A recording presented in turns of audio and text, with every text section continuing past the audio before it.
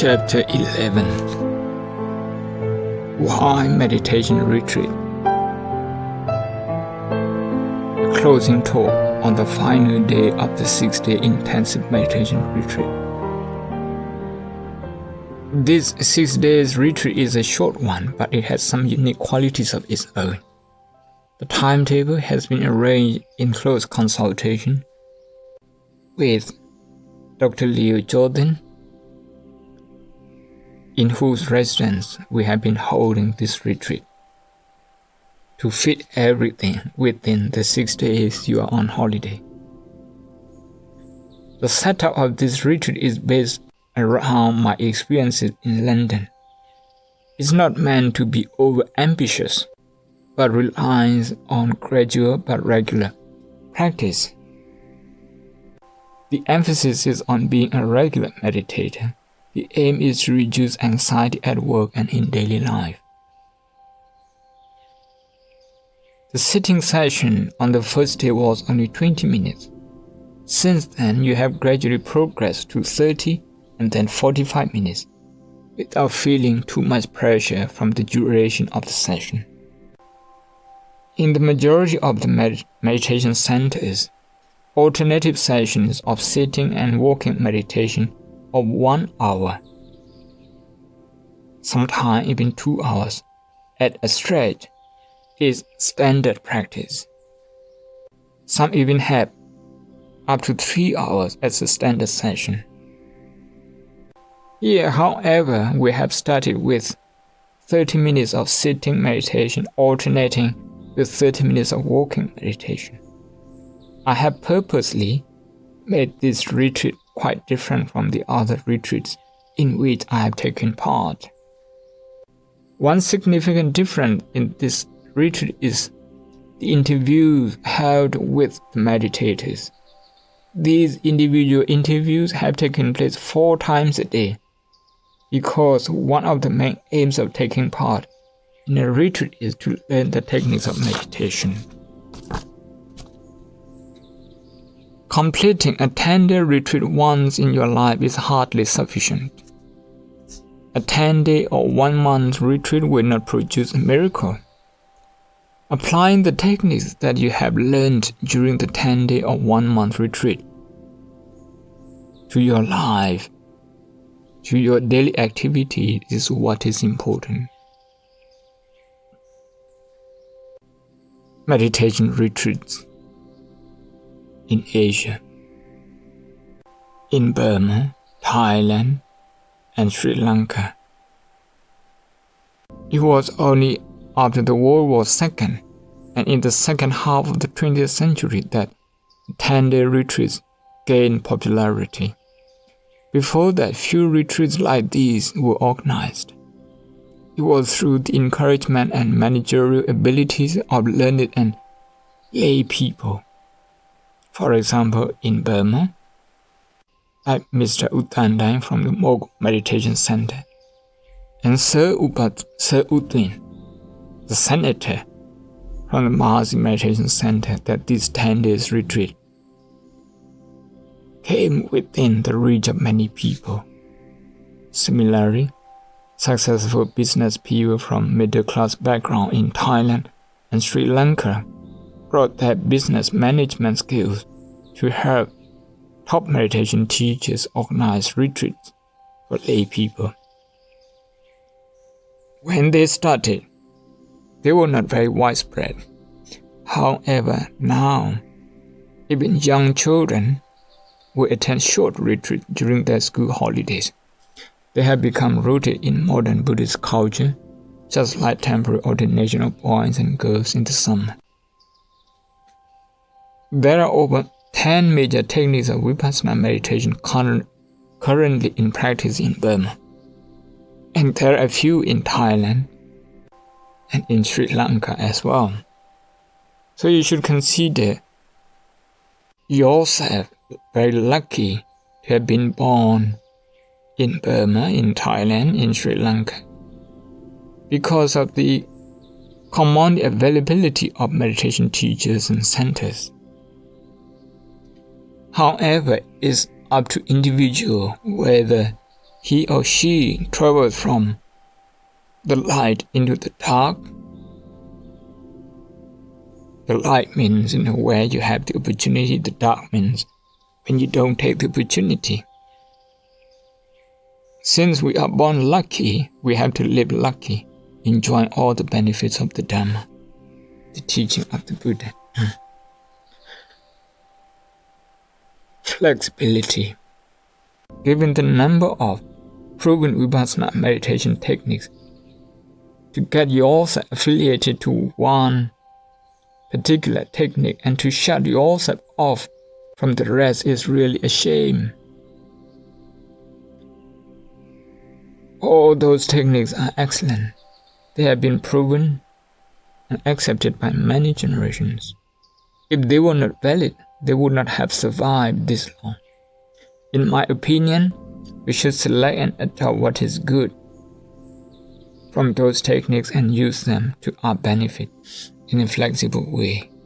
It's not helpful to become attached to one particular technique and start degrading the others. It is actually harmful to look down on other techniques. If one becomes dogmatic, one begins to cause damage to all of the techniques, including the one to which you are affiliated. Flexibility is one of the main principles in the setup of this retreat. I did not seek to impose a single technique on anyone. Even the technique in breathing can vary, and it is so in Mahasi, in Mokho, in Sunlun, and in Ajahn Chah tradition. The type of meditation which I would like to, but has not been possible to be included in this 6-day retreat is the meditation on the 4 elements, also known as the Katewan technique. To be able to practice this technique, you would need, in addition to time, to acquire some basic knowledge of the 4 elements first. Theoretical and practical understanding. Theoretical and practical understanding needs to be in balance as well. I have given priority to this in the setup of this retreat. In some retreats, the individual may only have the opportunity to discuss with the instructor just once or maybe 3 times in a whole week or 10 days. There may be some doubts requiring some discussion. Many discourses are record of the discussions which took place between the Buddha and the meditators. Some meditators do not progress because they lack this opportunity for discussion, although they may have many opportunities to listen to Dhamma talk. Listening to the Dhamma talk and experiencing what is said in this session are very important. The late Mokho Sayadaw, Venerable Dr. explained the Paticca, the law of dependent origination, every single day in his meditation retreat. This is because he wanted people to gain the basic right views and attitudes. The 4 times a day interviews are based on that experience as well as my understanding of the importance of the 2 blessings in the Mangala Sutta, in search of the true Dhamma. The 2 blessings are listening to the Dhamma and discussing of the Dhamma. Kalena Dhamma Savanam and Kalena Dhamma Sagacha. You have been blessed with these 2 crucial factors during this retreat. Mindfulness emphasized. I have given first priority to sati mindfulness and secondary status to concentration samadhi. Mindfulness and not concentration is emphasized in Vipassana meditation. Concentration is to be acquired with unbroken and advanced mindfulness. I mentioned this in my letter to Dr. Leo Jordan. If we wish to practice Vipassana meditation, we have to base it on the Satipatthana Sutta, the discourse on the foundation of mindfulness. Of the many discourses, this one is most complete. In the Satipatthana Sutta, priority is given to sati awareness because it formed the basis as well as the principle of the practice. You will know whether effort and concentration are balanced through awareness.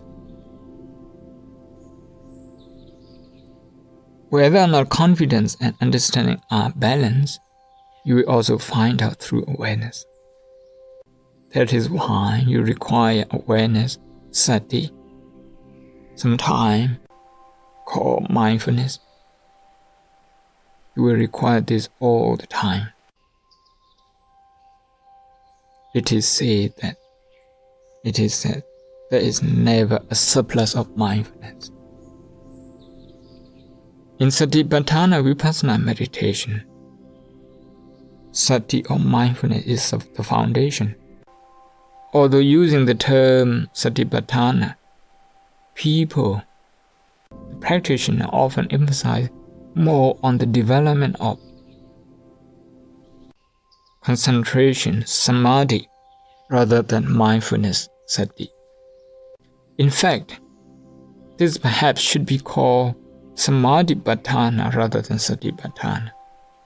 We may not even realize what is happening because of the lack of adequate mindfulness. In order to realize the correct path, we require mindfulness sati. The Buddha, as the ascetic Gautama, studied under Alarakalama and Udakarama Buddha, the two teachers who had developed the Sankhya Yoga philosophy. The ascetic Gautama, before becoming enlightened, acquired Arupa Jhana, the third stage, with one teacher, and the fourth stage with another. Very high stage indeed. These were stages he reached through development of samadhi. These stages are very high attainments in themselves, no doubt. That was why Alarakalama and Udakarama Buddha, together with their followers, were quite satisfied with their attainment, which provided them with peace, tranquility, and bliss. However, the ascetic Gautama realized that although he had attained a high level in his meditation, this was not the answer to the problem he had determined to solve. Having come to this conclusion, he left those two teachers and tried a different technique. He tried self-mortification, which was and is still practiced by the Jainas, the follower of Jainism in India. The ascetic Gautama had a great deal of concentration and meditated with a minimal intake of food and later without eating it at all. That also did not help him reach the goal of cessation of suffering. Eventually, he threw away the practice of self-torture, the ascetic practice as well. The unique character of Buddhist meditation, which is different from meditation practiced by other religions, is that mindfulness is given priority in everything and over everything else. The reasons for this are not only academic but also logical.